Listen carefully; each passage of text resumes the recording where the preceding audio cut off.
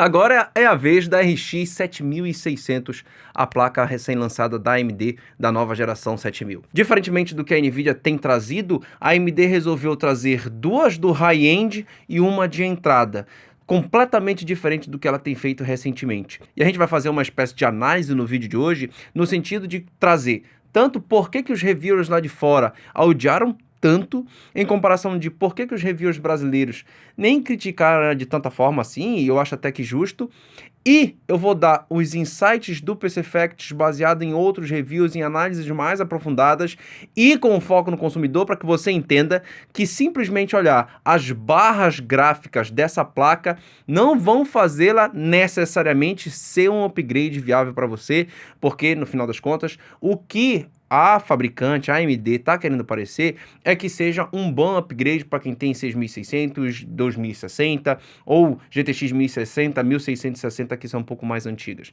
E é isso que a gente vai avaliar no vídeo de hoje, depois do recado dos nossos patrocinadores. Windows 11 original e completo no seu PC em 3 passos.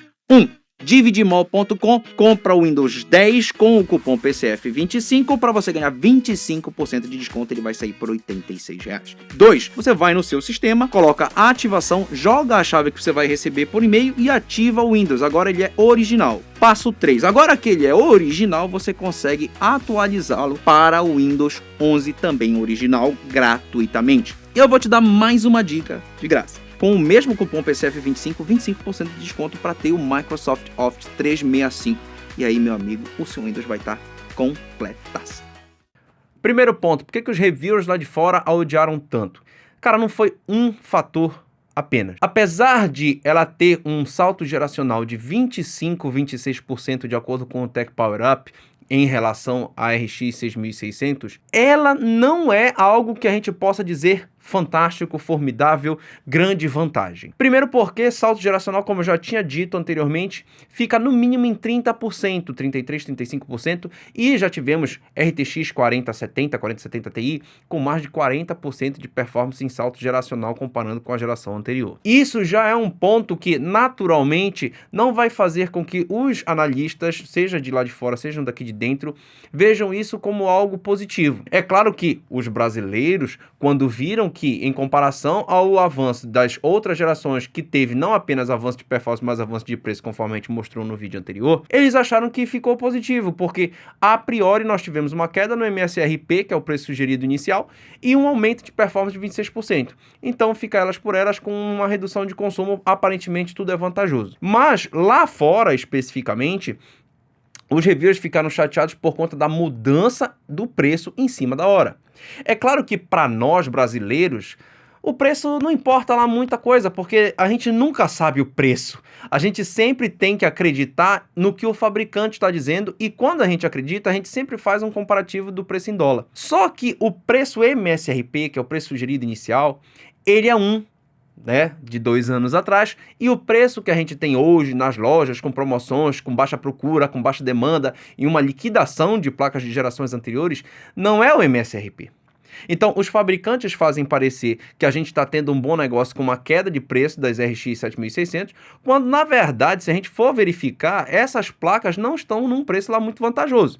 Um exemplo, quando foi lançada aqui no Brasil a pré-venda dessa placa, saiu por R$ 2.199. E esse preço vai fazer você poder comprar uma 6750 XT da MSI modelo Ventus por R$ 2.399. Então nós estamos falando aí de R$ 200 a mais para você ter muito mais performance, para você ter um bus interface melhor, para você ter mais VRAM e ter um pouquinho mais de sobrevida. Então assim, é uma placa, a 7600, que não parece tão vantajosa quando você compara com os preços reais atualizados que nós temos aqui no Brasil. Então, quando a gente faz análise, ou quando um estrangeiro faz análise meramente olhando o MSRP, que é o preço sugerido inicial, ele simplesmente não considera os preços de liquidação. Até porque lá fora, nos Estados Unidos, Europa, não tem tanta liquidação como tem aqui, não tem tanta variação de preço como tem aqui. A gente é extremamente afetado pelo dólar, pela disponibilidade, pelo valor do frete. Isso tudo influencia pra gente. Essa discrepância faz com que os reviewers lá de fora tenham odiado mais essa placa do que os reviewers daqui de dentro. Lá fora ainda tem a questão de essa mudança ter ocasionado problemas de edição de vídeo, problemas de workflow, né? Em um último momento, os caras simplesmente mudarem tudo, não entregarem drivers otimizados, não ter uma comunicação eficiente com a qual os reviewers estão acostumados lá fora. E aqui dentro, a gente já está acostumado com esse tipo de avacalhação, então pra gente isso não vai, no final das contas, afetar a análise da gente. Então o Adrenaline fez a análise, o Pepperai também fez a análise, e eles não foram, digamos assim, influenciados por essa incompetência da AMD, porque a gente já lida indiretamente com incompetências de outros, vamos dizer assim, outros intermediários no caminho. Agora, a placa é interessante? Bom, ela é muito mais interessante do que uma 4060 Ti no sentido do salto geracional. A 4060 Ti salta 10, 12, 15%, enquanto que a 7600 tem uma vantagem de 25, 26% em relação a 6600, tem uma melhora no Ray Tracing, mas assim, nesse patamar de performance, sinceramente, ali perto da 3060, como eu falei no review da 6600 XT alguns anos atrás, a galera não tá preocupada em jogar com Ray Tracing. A galera tá preocupada em ter placas baratas que rendam bem em 1080p para 60 fps. Isso essa placa faz, mesmo não fazendo o melhor uso do Ray Tracing. Se você fosse numa 3060, você teria um Ray Tracing melhor, mas isso realmente importa para você?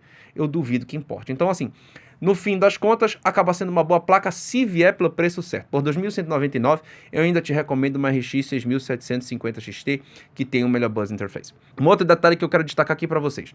O Buzz Interface dessa placa é 128 bits, tal qual a 4060 Ti, mas ela é uma placa mais inferior, claramente de entrada, que vem substituir a 6600. A AMD, se você for comparar com a 6600, não mudou o Buzz Interface, continua sendo 128.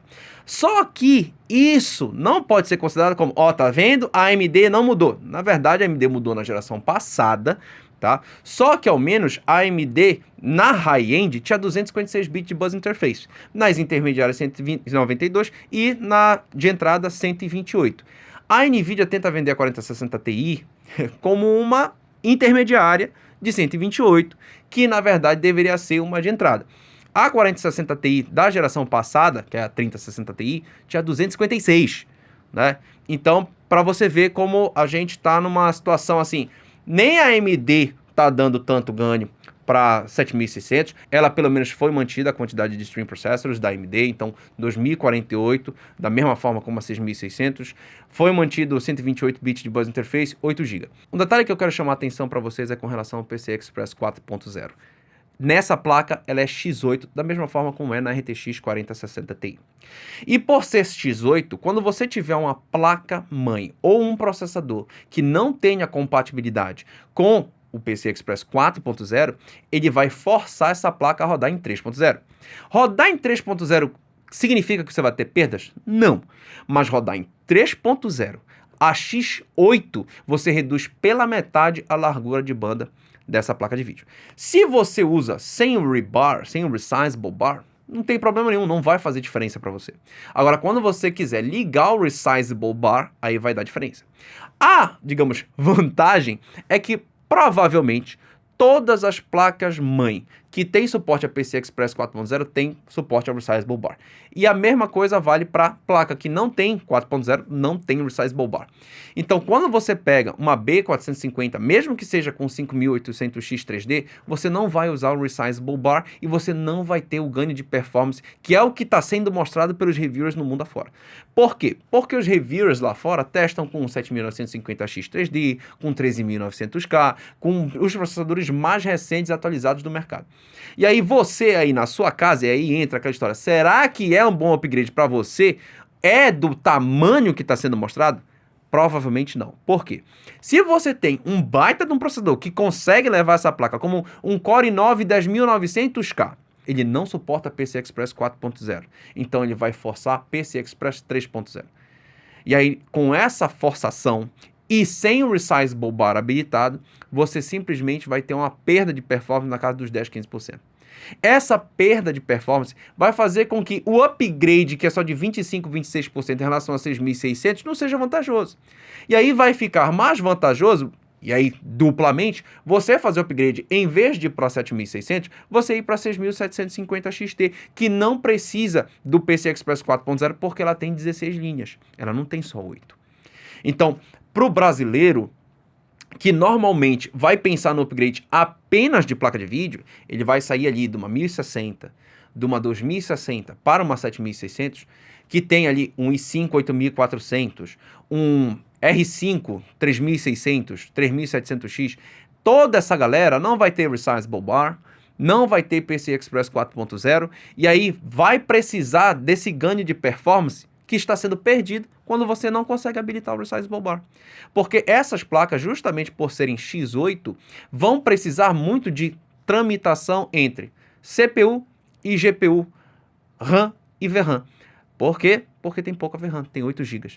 Então, eu já tinha mostrado num vídeo anterior que a NVIDIA tem um ganho alto forçando o Resizable Bar no drive, mesmo em placas topo de linha como uma RTX 4090. Agora, você imagina uma placa muito limitada tanto pela largura de banda PCI, quanto pela quantidade de VRAM, quanto pelo Bus Interface. Isso tudo é fundamental que você não perca. E aí, nos reviews lá fora, e até do Paper.io aqui dentro, eles testam com os CPUs mais recentes, com as mobos mais recentes, com as BIOS mais recentes, com todas as tecnologias possíveis e imagináveis ativadas. E aí vai parecer que de uma 1060 para uma 7600, o upgrade é 1. Mas quando você chegar na sua casa e não tiver o PCI Express 4.0 e o Resizable Bar, esse upgrade não vai ser tão perceptível e aí já não fique vantagem para você. Talvez seja mais vantagem numa 3060 Ti, talvez seja mais vantagem ir numa 6750 XT ou até numa 6650 XT, que tem uma performance um pouco semelhante, mas não tem toda essa limitação que a gente está descrevendo aqui. Tá bom? No caso da AMD em específico, quais são as minhas críticas ao que eles fizeram? Sinceramente, todo mundo sabe que o salto geracional tem que ser de 30% a 35% para ser perceptível até pelo leigo.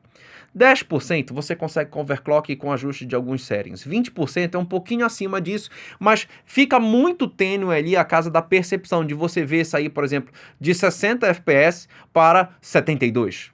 Você vê isso na tela, é muito difícil. Quando já passamos para 30% no mínimo, nós já vamos para 78, 80 FPS, aí você já vai sair de um quadro, né, no V-Sync de 60 que tem quedas, para um quadro a 80 que tem quedas para 60, ou seja, para você vai virar algo assim, bom, não tenho mais queda, porque nunca vai sair dos 60 FPS. Então, essa diferença de percepção tem que ser no mínimo na casa dos 30%, que é justamente para que o teu mínimo, o teu 1% low, seja sempre onde está a tua média atual. Assim tu percebes. Né? Então a AMD sabe disso, mas a AMD não se preocupou, viu que a NVIDIA não estava tendo uma atuação forte nesse mercado, e aí ela veio e, em vez de pegar e dizer assim, agora nós vamos entrar com força, não, ela simplesmente colocou uma placa que não oferece um avanço geracional como deveria. Claro, é melhor do que o da NVIDIA, mas, mano, o que é pior do que os avanços geracionais da NVIDIA hoje? E ia cobrar um valor que, meu amigo, se ela me passa essa placa por 299, ia ser uma vergonha. No último minuto, baixaram o preço. Mas aí ficou muito escancarado. O que fica escancarado é o quê? Que você consegue reduzir o preço em 10% assim. Só porque o teu concorrente conseguiu lançar um produto que fica parelho. E aí entra a questão. Vocês não estavam sem margem? Vocês não diziam que tá tudo muito caro, o processo é muito complexo, é tudo muito difícil, o frete aumentou, tem o Covid, tem o investimento, tem isso, tem aquilo, tem um monte de razões para que aquele produto seja impossível de custar aquele preço. E aí simplesmente vocês cortam da noite para o dia. E mesmo depois do lançamento, com as fracas vendas, ainda cortaram mais um pouco. Na Alemanha teve um corte de 20 euros.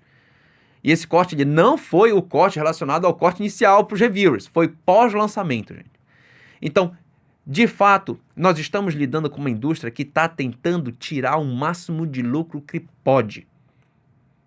E aí você tem que esperar um pouco. Não pague esses 2.199 que estão aparecendo.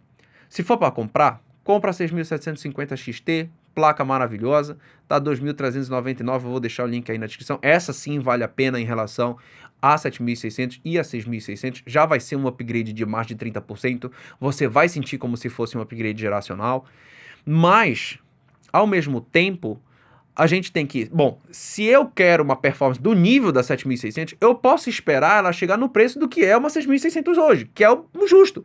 Até porque a 6.600 não foi lançada por $269, ela foi lançada por mais. Então, teoricamente, é para a 7.600 ser mais barata do que a 6.600. Então, não se apressem, se acalmem. E, claro, se em algum momento vocês forem comprar hardware, comprem no Kabum usando o link do PCFact, kabum.com.br/PCFact. Pelo menos você vai estar ajudando o canal fazendo uma compra consciente. Não vai fazer uma compra porque simplesmente eu estou jogando na tua cara, compra. Eu não vou fazer isso. A gente sempre vai estar aqui fazendo uma análise isenta, focada no consumidor, e aí quando você tiver a sua consciência plenamente preparada para tomar uma decisão em o que você vai comprar ou não comprar, aí pelo menos você usa ou o cupom do PCFact, PCFact55, PCFact, PCFact Hardware, ou usa o link kabum.com.br/PCFact. Tá bom, pessoal? Um grande abraço e até o próximo vídeo.